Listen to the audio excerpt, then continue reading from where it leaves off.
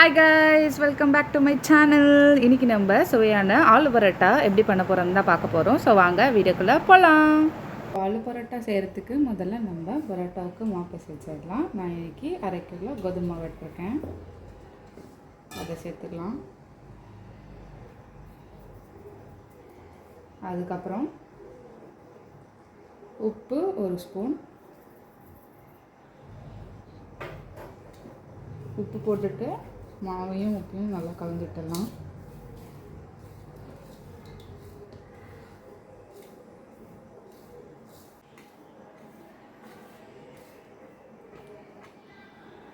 இப்போ உப்பு போட்டு நல்லா கலந்தாச்சு. அடுத்தது எண்ணெய் ஊற்றிக்கலாம். எண்ணெய் கொஞ்சமாக ஊற்றிக்கிட்டா போதும். ஒரு 4லேருந்து 5 ஸ்பூன் ஊற்றிக்கலாம்.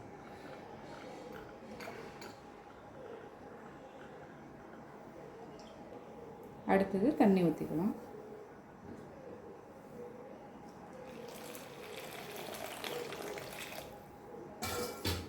அரை சொம்பு தண்ணி ஊற்றியாச்சு. இப்போ இது எல்லாத்தையும் நல்லா பிசைஞ்சு விட்டுடலாம்.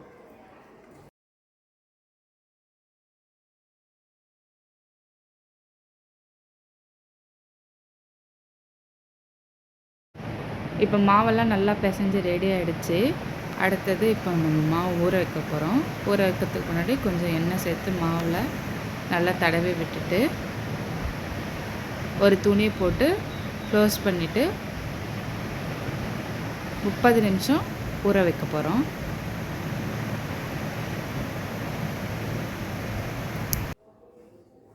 இப்போ மாவு பிசைஞ்சாச்சு. அடுத்தது நம்ம ஸ்டஃபிங்க்கு உருளைக்கிழங்கை சீவி வச்சுருக்கேன். அதை நம்ம கட் பண்ணி வேக வச்சிடலாம்.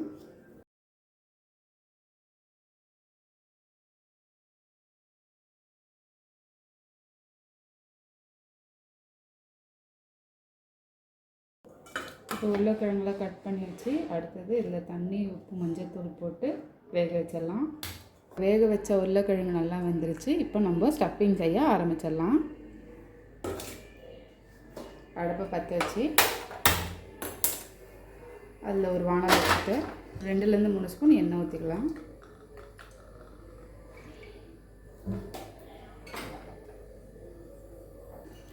இப்போ எண்ணெய் சூடாகிடுச்சு. 1 ஸ்பூன் சோம்பு.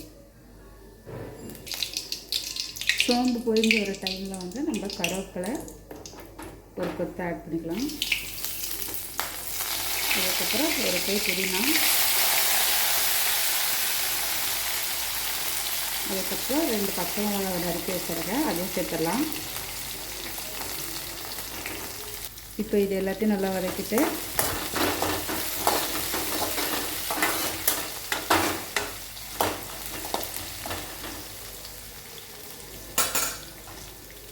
நான் இன்றைக்கி 3 மீடியம் சைஸ் வெங்காயத்தை வெட்டி வச்சுருக்கேன், அதை சேர்த்துக்கலாம்.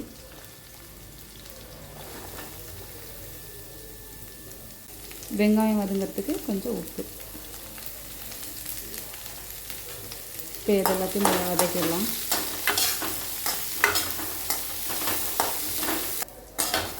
இப்போ வெங்காயம் கொஞ்சம் நல்லா வதங்கி வந்துடுச்சு. இந்த டைமில் 1 ஸ்பூன் இஞ்சி பூண்டு சேர்த்துட்டு நல்லா வதக்கிடுங்க. இஞ்சி பூண்டு சேர்த்து கொஞ்சம் வதங்கிடுச்சு. இந்த டைமில் 1/2 ஸ்பூன் மஞ்சள்தூள், 1/2 ஸ்பூன் மல்லித்தூள், 1 ஸ்பூன் கார மிளகாய்த்தூள், 1 ஸ்பூன் கரம் மசாலா, அப்புறம் ஸ்டஃபிங்க்கு தேவையான உப்பு இதெல்லாம் போட்டு நல்லா வதக்கிடலாம்.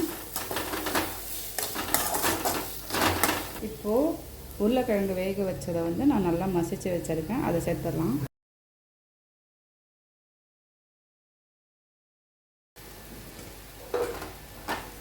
சேர்த்துட்டு இது எல்லாத்தையும் நல்லா பரட்டிடலாம்.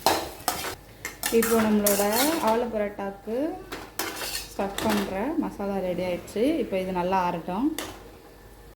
இப்போ மசாலாலாம் நல்லா அரைச்சி ஆலு பரோட்டாவை திரட்ட ஆரம்பிச்சிடலாம். கோதுமை மாவையும் மசாலாவையும் ஒரே உருண்டையாக உருட்டி வச்சுருக்கேன். அதை நம்ம இப்போ திரட்ட ஆரம்பிச்சிடலாம். கொஞ்சமாக மாவு தூவிட்டு அதில் உருட்டி வச்ச சப்பாத்தி மாவை வச்சு திரட்டிடலாம்.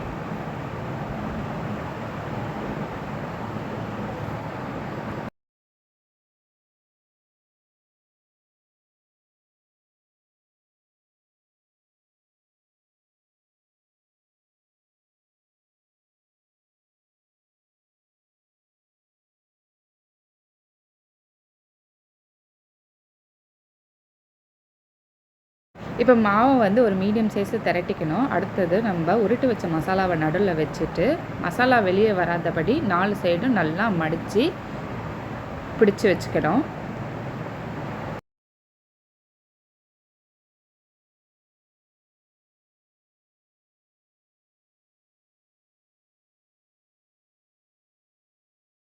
இப்போது மசாலா உள்ளே வச்சு நல்லா பிடிச்சாச்சு. அடுத்தது திரட்ட வேண்டியதா. திரட்டும் போது மசாலா வெளியே வரதான் செய்யும். அது ஒரு பிரச்சனையும் இல்லை.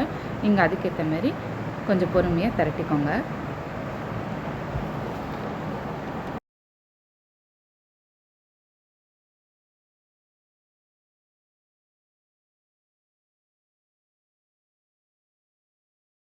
இப்போ நம்ம ஆலு பரோட்டாவை நல்லா திரட்டியாச்சு. இதை வந்து தோசை தவாவில் போட்டு எடுக்க வேண்டியது தான்.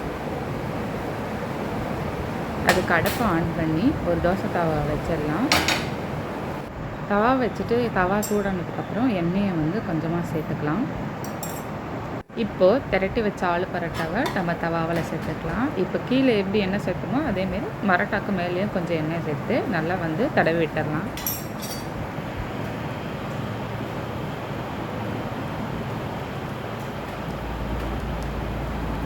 இப்போ எண்ணெய் சேர்த்ததுக்கப்புறம் 2 சைடும் ஈவனாக நம்ம வேக வச்சு திருப்பி எடுத்துடலாம். இப்போ நம்மளோட ஆலு பரோட்டா சூப்பராக ரெடி ஆகிடுச்சு. அதை எடுத்து நம்ம ஒரு பிளேட்டில் சர்வ் பண்ணிடலாம். சர்வ் பண்ணும்போது ஆலு பரோட்டா மேலே ஒரு பட்டர் பீஸை வச்சு சர்வ் பண்ணால் ரொம்ப நல்லாயிருக்கும். ஸோ கண்டிப்பாக இது எல்லோரும் ட்ரை பண்ணி பார்த்துட்டு எப்படி இருக்குன்னு கமெண்ட்டில் சொல்லுங்கள். பாய்.